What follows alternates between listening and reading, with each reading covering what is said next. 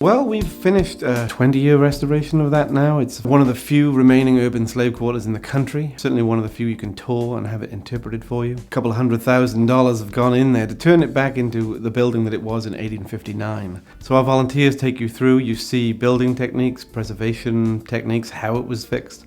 And you'll see who lived there and what they did. So you get a full view of slavery in 1861, 59, that kind of area.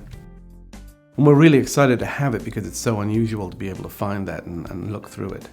We took it back with a federal grant and with state oversight and other things as well. We took it back with exactly the same materials. We recycled everything that we could recycle that was already in the building, that wasn't basically eaten by termites. We put it all back.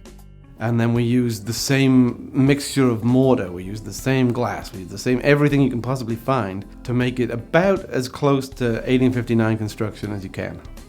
One of the things about that Bellamy site is it was finished in 1861, the major house on the site. So it's right at the beginning of the Civil War. So the idea when you come, the story that we're telling is that the whole country is about to change radically and that the lives of slaves is about to be completely altered, and everybody else for that matter. And so we have that moment where we can show people what history, when it changes, and we do that through sort of the lens of the house and the slave quarters, and basically through the lives of the people who live there. And that's how our docents tell that story when they walk through. So anybody taking the tour gets a full view of like architectural history and social history, all rolled up into one and all right at an incredibly pivotal moment. Well, if anybody owns an old house, or just a house in general, you know how much it costs to keep it going, right? Run the systems, fix stuff, and like that. A 10,000 square foot house in an 1859 slave quarters cost that and then some.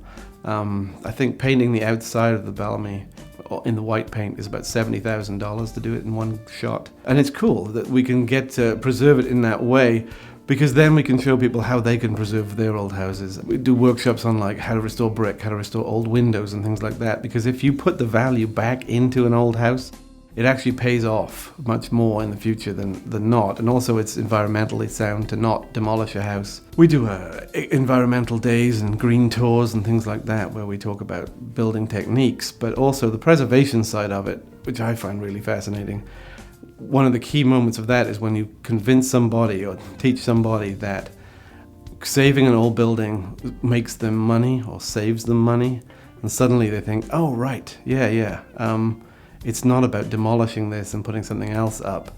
I'll do better if I keep what I've got and restore it. One of the exhibits next year will be from Preservation North Carolina that owns the Bellamy. And what they do is they find old buildings, either get them donated or buy them, which are in terrible shape, fix them up somewhat, sell them to somebody who's going to take that on, and they'll end up making money and getting tax credits for it by the time they put in a lot of money into the big project. And so we teach about how that sort of side of preservation can work and how it's really good for pretty much everybody. It's a win-win situation.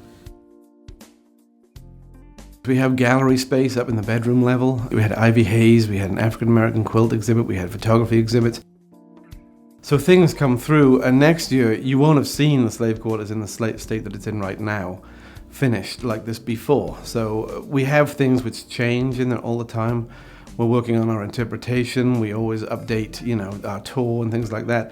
So if you come back over time, it sort of evolves. The place sort of changes a little bit, and you get a slightly different experience of it every time you come in, hopefully a better one.